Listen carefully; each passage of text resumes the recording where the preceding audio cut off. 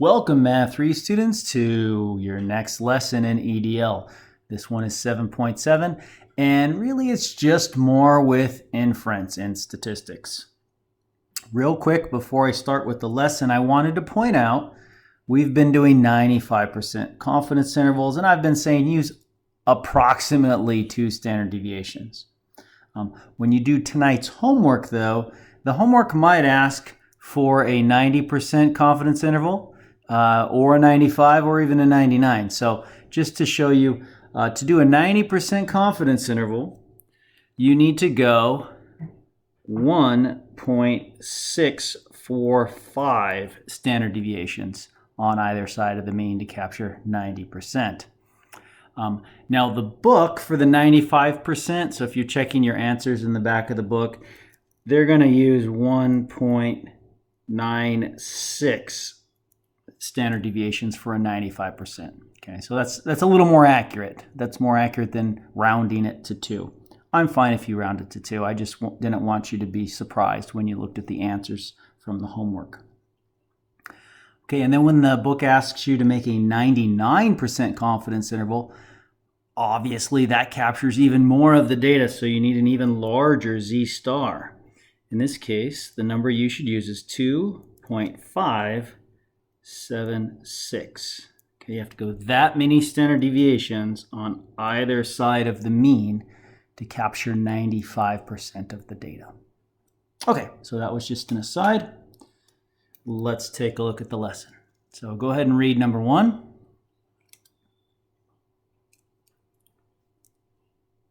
Okay, picking out key information. There's your standard deviation, or sigma.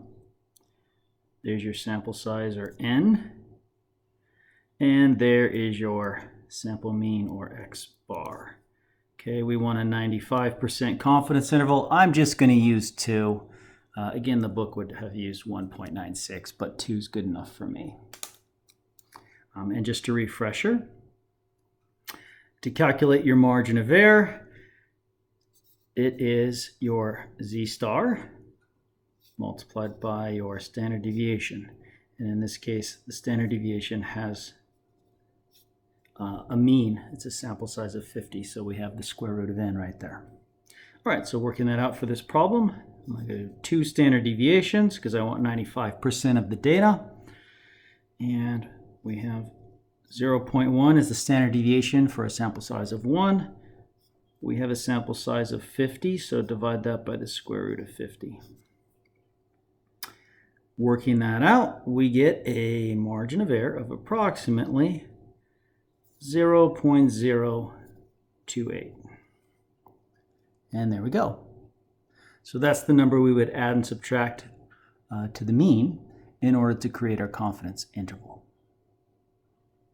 Now, here's a new question. What's the width of the confidence interval? Well, keep in mind, what we're doing is we're taking the mean, right? And then we're adding and subtracting this number, right? So if we add it and subtract it, then we're actually going in both directions this distance. So if I start here and I go in both directions that distance, notice I'm actually from one end to the other going to be double whatever that number is. So the total width will always be double your margin of error. So the width would be approximately 2 times that value. So about that. Oh, and we should probably put some labels on here. These are in millimeters. And there you go. That's how you could find the width of a confidence interval. You could, of course, just do the confidence interval and subtract the lower bound from the upper bound, and you'll find the same width. Okay, moving on. Go ahead and read number 2. Pick out the key information. There's our sample size. There's our mean. And there's our standard deviation. And this time we are going to calculate the actual confidence interval, so 95%. All right, so we're going to start with our mean, 1400. add and subtract, I'm going to do 2 standard deviations for a 95% confidence interval. R sigma divided by the square root of 32. And there you go. That calculation will find our 95% confidence interval. So working it out, I get 1,400 plus or minus a margin of error of roughly $77.78. Now remember, with our confidence interval, we want to write our answer in a complete sentence, restating the confidence level and context. So I'm going to say we are 95% confident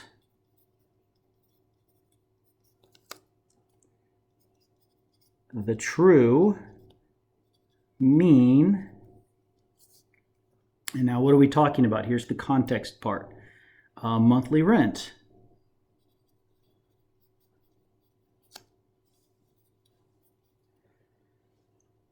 is between,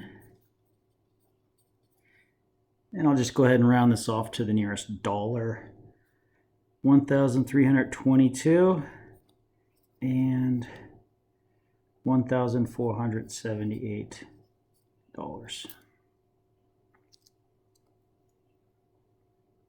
Okay, a little follow-up question here. When I do a confidence interval, what's it giving us information about? About a statistic or about a parameter? Now, the whole point of the confidence interval is we lack the parameter, and we're using the confidence interval to approximate it or estimate it. So there's your answer. The confidence interval is approximating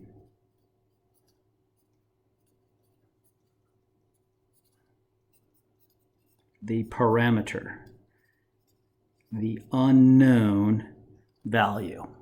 Okay, that's the parameter. If you did a census, that's what you would be finding. But again, the whole point of statistics is we don't have the time and money to do the census, so we're taking a sample and we're approximating. All right, next, some multiple choice questions. These would probably be good to look over before, say, our final exam, which will be multiple choice. So go ahead and read number 3. Okay, so if we do a 95% confidence interval, which of these are true statements? Okay, 95% of the intervals constructed using this process based on the same size samples from this population will include the sample mean. That's not correct. 100% will include the sample mean. The sample mean will always be right in the middle of your confidence interval, right? That's the way it's set up. The statistic or sample mean is always right in the middle. So that's false because that word mean was the incorrect word. 95% of the possible sample means. I don't even know what that means. Sentence fragment. That's not our answer. Let's see, letter C. 95% of the intervals constructed using this process based on the same size samples from this population will include the population mean. There's our answer, right? Back here we had the sample mean. That's where we were wrong, right? Sample mean. Population mean or parameter. That's what will be captured 95% of the time. Okay, and the letter D, 95% of the possible population means will be included. No.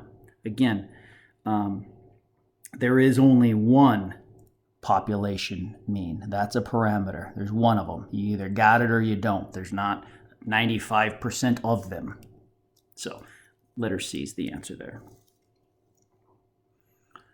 All right, take a look at number 4, another multiple choice question. Okay, what if a sample size is increased from 40 to 50? It doesn't really matter what it's increased from. The key is it's being increased. How would the confidence interval change with this larger sample size? Well, we know as the sample size gets larger, right, this number right here, this n, will get larger.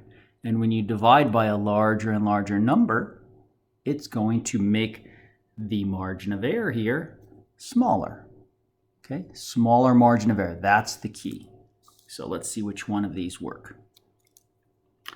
The confidence interval would be the same width. Nope. We just said our margin of error would be smaller. Letter B, the confidence interval will be the same width. Nope. Letter C, the confidence interval would have the same center but be wider. Wider? No, our margin of error is smaller. So let's try D. The confidence interval would have the same center but be narrower. Yes, there it is. Smaller margin of error will make it more narrow. All right, let's take a look at number 5. Okay, there's my sample size. And we can see we're saying out of my sample, this number had a television in their room. So this is a proportion question, right? So I have a sample proportion of 692 out of 1,048.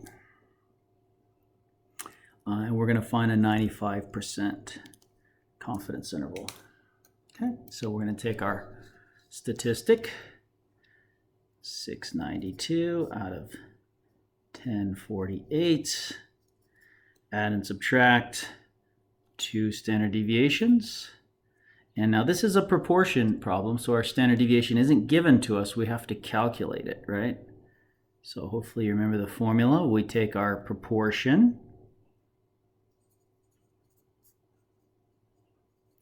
multiplied by 1 minus our proportion. Okay, and then we divide that whole thing by the sample size. And there you go. This will give us our confidence interval. Okay, so if we work that out, we end up getting an interval of roughly a lower bound of roughly 0.63 and an upper bound of roughly 0.69. Okay, now I don't have a lot of room here, but let's see if we can squeeze in our conclusion. We are 95% confident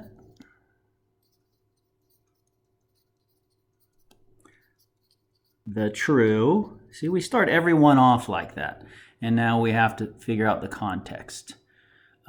We're talking about teenagers with a TV in their room, so the true proportion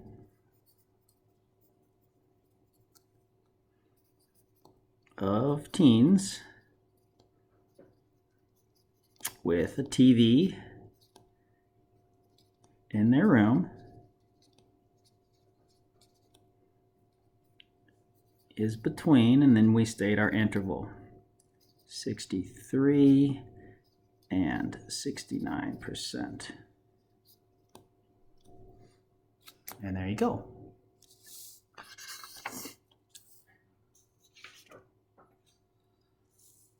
Okay, moving on, next question. It's a follow-up on the same problem. So we still have the same sample size, but now instead of saying, hey, do you have a TV in your room, it's, what's your favorite TV network? Okay, so we have a new count here, right? We're now saying it's 189 out of the sample size picked Fox as their favorite network. Okay, so same thing. It says let's do a 95% confidence interval. So we start with our p hat, 2 standard deviations. Oops. And in this case, our standard deviation. It's again our proportion multiplied by 1 minus our proportion. And we divide it by our sample size. Make sure this is a square root that extends all the way down there. Okay. Working that out, we should get roughly 0.156 as our lower bound and 0.204 as our upper bound. And now write our conclusion. We are 95% confident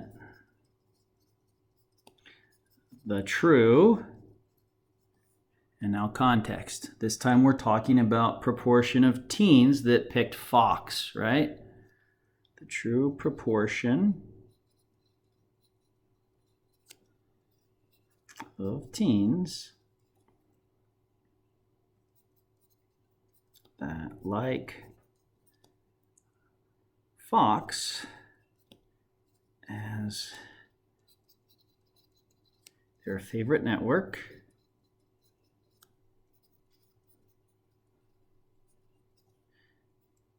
is between, and then we state our result, 15.6% and 20.4%. There we go. Hopefully these are getting easy since they are all pretty much the same.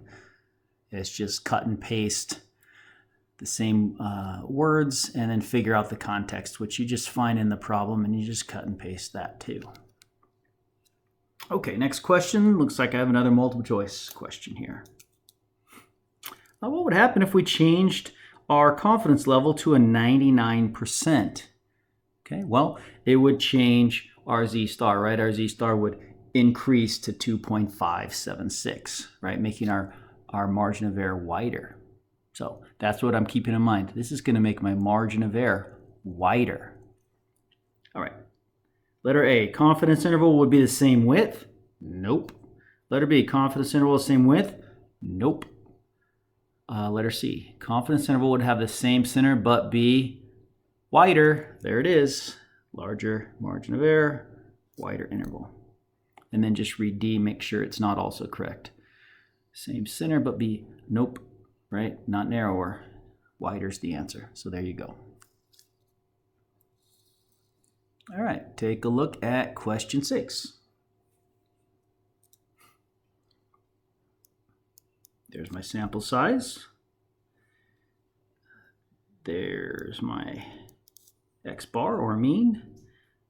There's my sigma. Okay, this one's not a confidence interval question. This is a test the claim question. Okay. You know what? I'm going to change this question. Let's say test the claim that the average IQ of 7th grade girls in this school district is, and I'm going to say less than 110. Okay, so let's say that's what they're claiming. All right, so if that's the case, I'm just going to go ahead and calculate my z-score. Okay, my mean was 105.84, and the claim is 110 divided by 14.27 over the square root of 31. Okay, there's my z, work that out, and I get negative 1.62. So I take out my handy dandy table. 1.62 is right here. Okay, but I wanted negative, so I got to subtract this from 1. So 1 minus that, and that is called my p-value, right? So 1 minus 0.9474, I get 5.26%. Okay, now remember yesterday I said the common value is 5%, right? If our p-value is less than 5%, we have a rare enough outcome to say, yeah, we can go here. But in this case, I'm a little over 5%. So, you know, in AP Stats, we'll talk a lot more about this. We'll spend an entire lesson on, hey, what if I'm close? But for your class, just go, not enough evidence. It's over 5%. So I'm going to say this, evidence is not rare enough. It's pretty rare. It was close, but not rare enough to conclude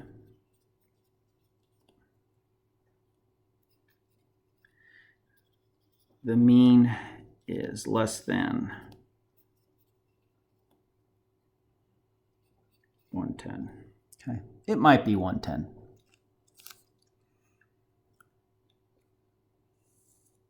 All right, letter B. Now they're saying, whoa, what if our data was not collected randomly? What if we just got 31 girls who volunteered? Okay, that would be a problem, right? We would no longer have good data. So what's the problem there? Well, that means we would have voluntary response bias. So the data suffers from voluntary response bias, right? That word bias means it's got a systematic favoritism of a certain outcome. Okay, so it is not good data. It is not representative.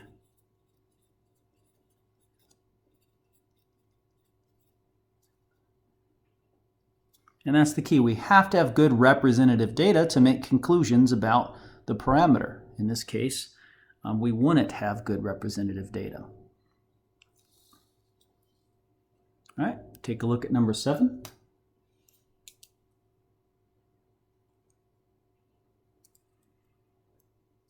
There's my sample size. There's my sample mean, or X bar. And there's my standard deviation, or sigma. Okay, notice we have another value up here. This is the national number, right? That's not from our sample. So we're wondering, hey, are these two numbers really far enough apart to say that this city's different than the national average, right?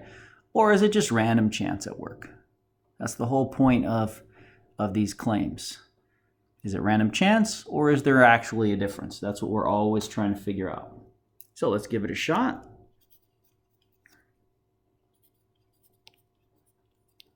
So our sample mean minus the national average, right? That's how we're going to find out how far apart those are.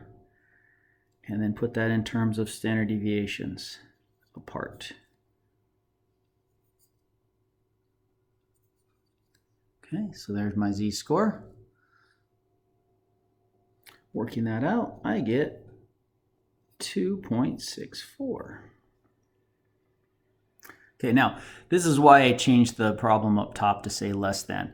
This one, I'm not going to make that change. I'm just going to leave it, are they significantly different, and explain how that changes the problem. Okay, so first thing I do is I look up 2.64. And I'm right there, 2.64. So my p-value, I'm going to do 1 minus 0.9959. It gives me a really small value, right? Now, here's the difference. I didn't specify greater than or less than. Now, when greater than or less than is not specified in the problem, that means I would accept evidence in either direction, right? If this number were really low, I'd say, oh, they're different. If this number's really high, I'd go, oh, they're different. So since I'm willing to accept both directions, greater than or less than, I have to double this resulting p-value. Because again, I was happy to take evidence in two directions. This is only for one direction, okay? So I got to double it for two directions. We call this a two-sided test. So my actual p-value will be double that. Still really small, right? 0.82%. That's a small p-value, right? That means I have a lot of evidence that these are indeed different. Right? It'd be very, very unlikely to get a result like this if they were actually the same. So that's our conclusion. We have strong evidence to conclude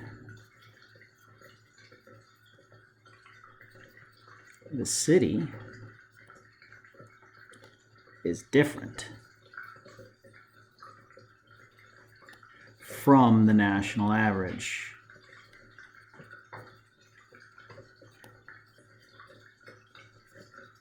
Okay. And notice I said different. I didn't say greater than or less than because, again, the question was talking about different. It wasn't specifying a direction. So you're not allowed to just randomly start throwing a direction in. You just say it's different because this was really unlikely to happen if they were the same. Okay, let's take a look at number 8. Okay. So number 8 is actually 2 problems in one. Hopefully I have enough space here to squeeze it in. Let's see. I see an N of 50 for women, and I see an N of 40 for men. I see an X bar of 75.5 for women, and an X bar of 67.9 for men. And again, 2 standard deviations. And the problem is just calculate confidence intervals for both men and for women, for both groups. All right, so let's just try to squeeze this in. So for the women, I've got 75.5 plus or minus 2 standard deviations of 16.2 over square root of 50. And I'll just write women, and this works out to be 70.9 to 80.1 years. Okay, I don't have room to write the sentence, but we would say we are 95% confident the true average age at death for women is between 70.9 and 80.1 years. Okay, do the same for men. 67.9 plus or minus 2 standard deviations. Okay, different standard deviation for men and a different sample size for the men. Okay, work that out. And I got 62.1 to 73.7 years. Okay, and again, that's for the men. So your sentence would be, we are 95% confident the true mean age at death for men is between 62.1 and 73.7 years. Okay, hopefully those are getting easy by now. All right, take a look at number 9.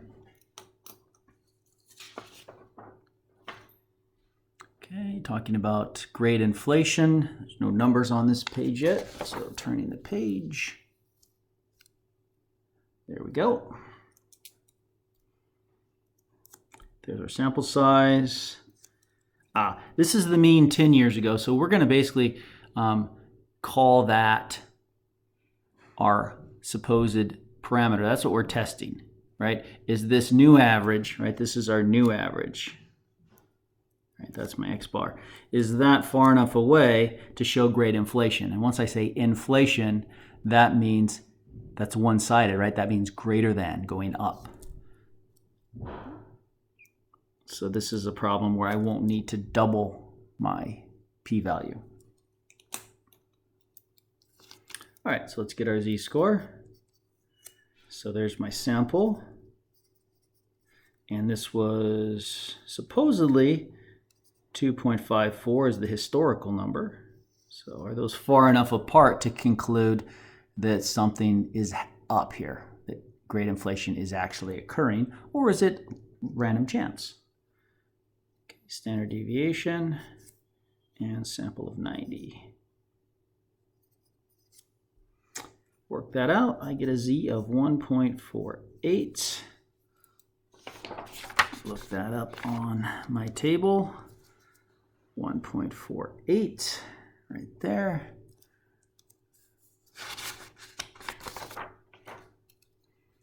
So my p-value.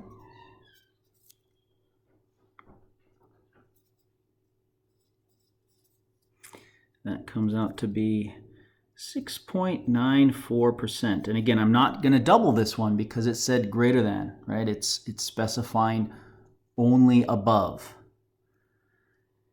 But even without doubling it, I don't have enough evidence because this isn't rare enough, right? This is over the 5% threshold. So there's a little evidence. It's close to the 5% threshold, but not enough. So that's going to be my conclusion. There is not enough evidence to conclude grade inflation has occurred. Okay. There's some evidence, but not enough to make that conclusion. And just as a side note, this is also how court cases are decided when they have something like a discrimination case. They'll look at the numbers and they'll say, oh, this could have happened by random chance, or, oh, hey, this number, this percentage is just so small, we think something's up. So this is the way it works, not just on our paper here, but in real life. All right, let's take a look at the next problem.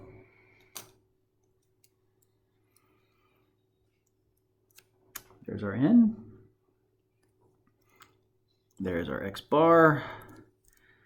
And there's our standard deviation. Okay. And then the 800, this is the claim, right? So they're claiming 800, but this is what our data says. Are those far enough apart to conclude the 800 is a bad claim? Or do we just chalk this up to random chance, right? That's what we're doing over and over and over again when we do a claim.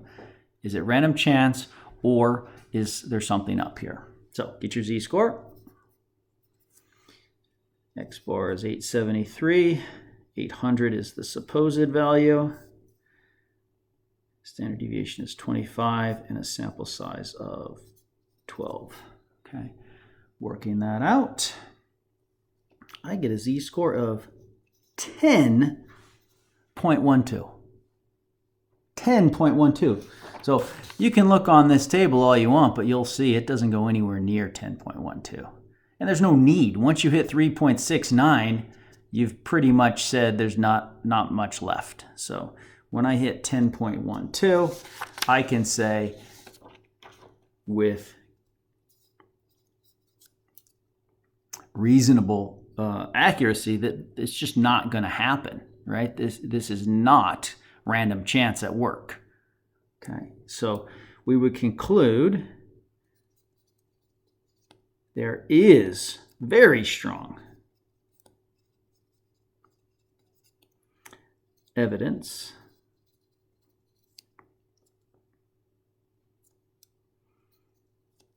to conclude, okay. Oh, and I kind of jumped the gun there. Is this a two-sided test or is this a one-sided test? And nothing in the problem says greater than or less than, so I would need to double this. But what's 2 times 0? Yeah, still 0. So there's very strong evidence to conclude, context time, the mean caloric content is not 800. Okay, so we're saying this is false advertising. All right, take a look at 11.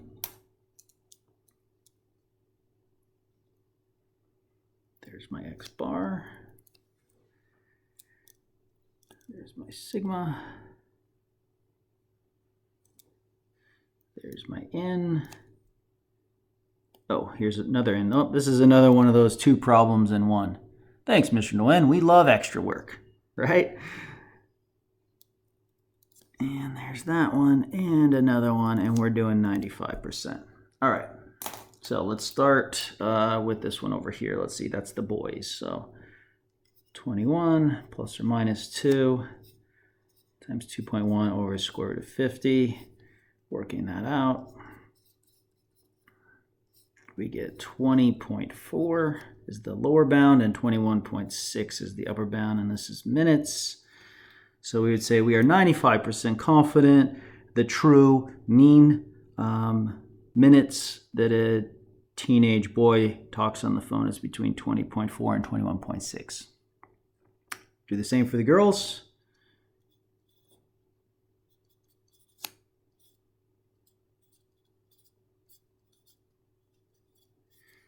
Working that out, lower bound is 17.1, upper bound is 18.9. and again minutes. So your sentence would read, we are 95% confident the true mean time that girls spend talking on the telephone is between 17.1 and 18.9 minutes. All right, take a look at number 12.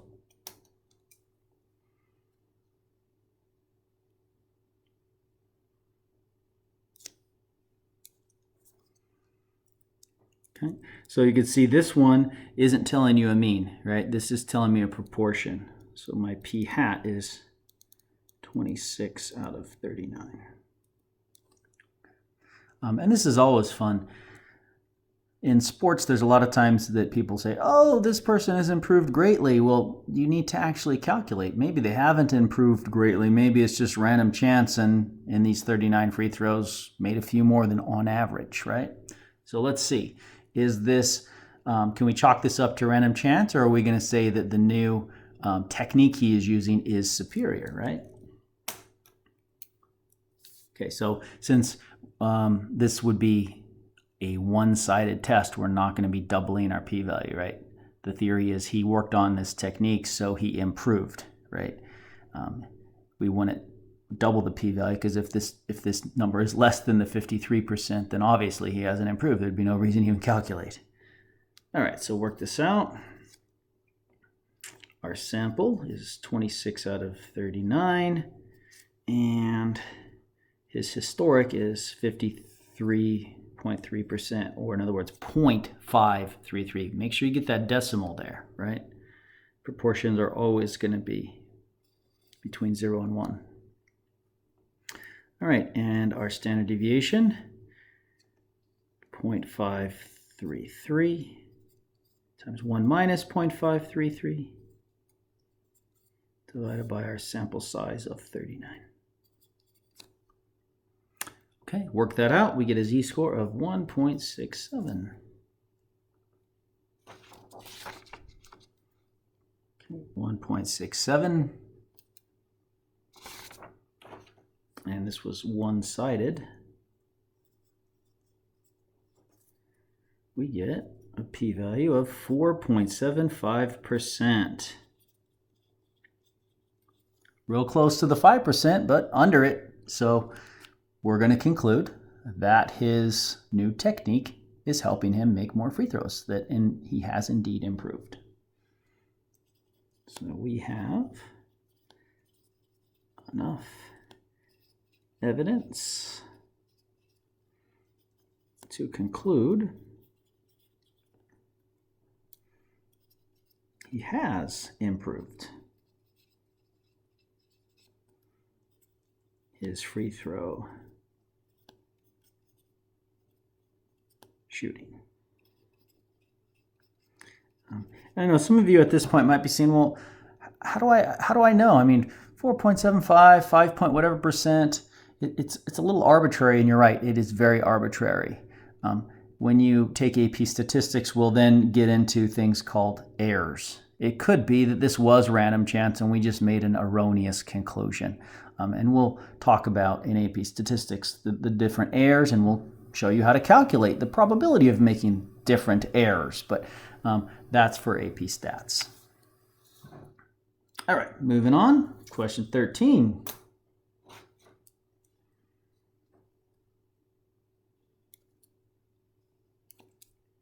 We can see this is another proportion problem. It gave me a p hat. 140 out of 250 times this coin landed on heads. Okay, so let's calculate a z-score.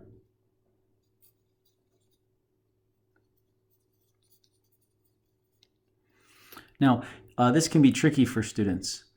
Nowhere in the problem did it tell you the supposed parameter value, but hopefully you realize when you're flipping a coin, it should be 50% heads, right? So we're saying how far is this off of 50%, the expected? And that'll be 0.5, 1 minus 0.5, and 250 was the sample size. Okay, work that out. we get a z-score of 1.90.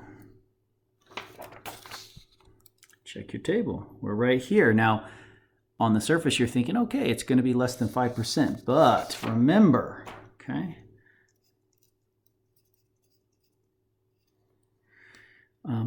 is it anywhere in this problem that they're thinking, before they started spinning the coin, that they thought, oh, this is going to land on heads extra, right? No. If it had landed on tails a whole lot extra, you would have had the same thing. Hey, this is an unfair coin. So this is one of our two-sided problems, right? We would have accepted a whole lot of tails just as easily as we would have accepted a whole lot of heads to say the coin is off balance. So I'm going to have to subtract this and then double my result. So this is going to be 2 times my 2.87%, which gives me about 5.74%. So we go up. It's over 5%. Not quite rare enough. So we're chalking this one up to random chance. Okay, so I would say this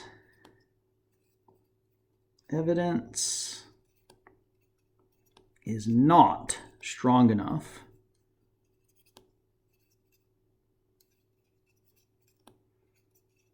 to conclude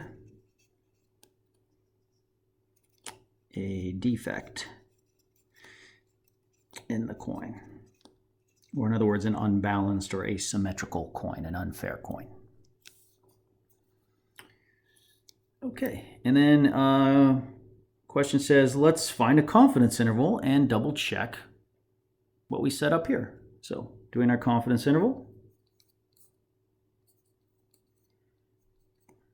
95%, so 2 standard deviations approximately.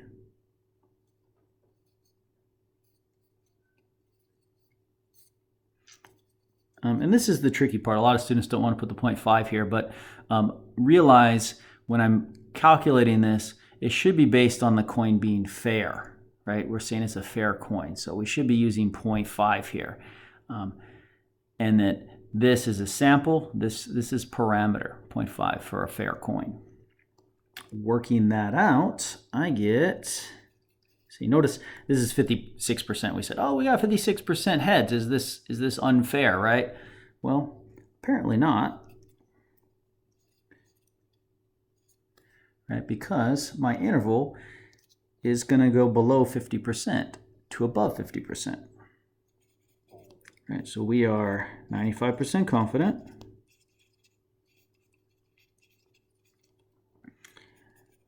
The true proportion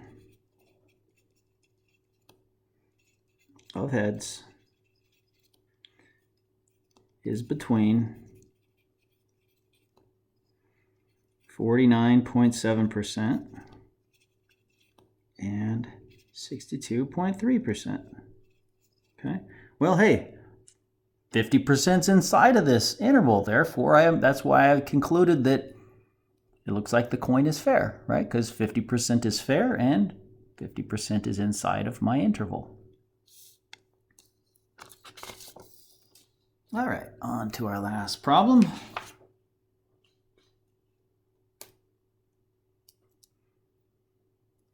Okay, test the claim. All right, so this is a claim problem, and it's a proportion. Right, so my p hat, 23 out of 250. And we're wondering, well, is that a higher rate of nausea than advertised by the drug manufacturer? So let's do it. Oh, and it says, I almost didn't even read it. It says use a confidence interval to do it. Okay, so just like the last problem, just go ahead and calculate your confidence interval.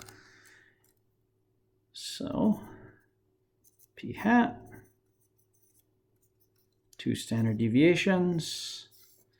And again, when I do my standard deviation, I should be based on the 10% number because that's the supposed parameter.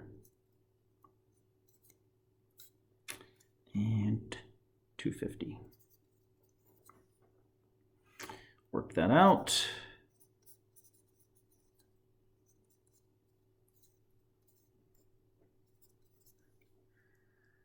So our interval is about 5.4% to 13%. Okay. Well, fewer than 10%. I want to say this is fewer than 10%. 10% is inside this interval, right? So I'm not going to conclude it's fewer than 10%. So let's go ahead and write our conclusion here. We are 95% confident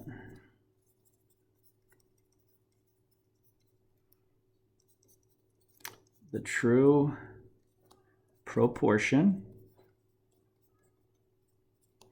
of patients with nausea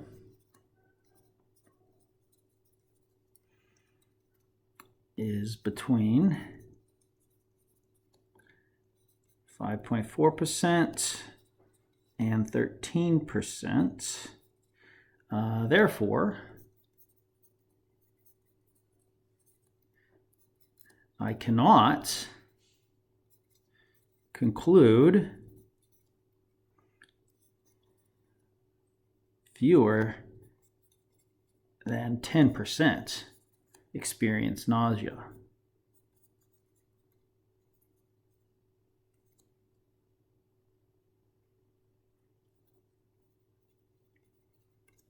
Right? There's a good chance that 10% are going to experience nausea because it's well within this interval. Okay? So I would say fewer than 10% is not accurate. Looks like this drug manufacturer is off in their claim. All right, hopefully you enjoyed that. And if you're enjoying the statistics unit, don't forget AP Stats next year. Have a good one.